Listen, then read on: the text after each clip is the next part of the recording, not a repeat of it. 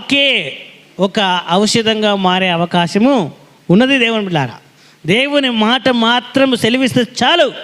ఒక శతాధిపతి ఇంట్లో ఒక సైనికుడు బాగుపడ్డాడు. ఒక మాట సమయానికి, ఈ సమయానికి మరి నా ఇంటిలో ఉన్నటువంటి దాసుడు బాగుపడతాడు, నువ్వు మాట మాత్రం సెలివియమని శతాధిపతి వచ్చి యేసు ప్రభును బ్రతిమలాడాడు, వేడుకున్నాడు. నా ఇంటికి రావడానికి నేను పాత్రుడను కాదు, నువ్వు మాట చెప్పాయి, ఆ మాట ప్రకారం అది జరిగిపోతుందని చెప్పేసి బ్రతిమలాడాడు. క్రొత్త నిబంధన గ్రంథంలో మనం లూకాసు వార్తలు చూస్తాం.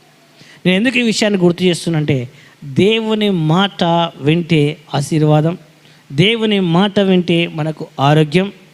ఎందుకు అంటే దేవుని మాటలో ఉంది శక్తి, దేవుని మాటలో ఉంది ఉజ్జీవం, దేవుని మాటలో ఉంది ఆరోగ్యం. కనుక దేవుడు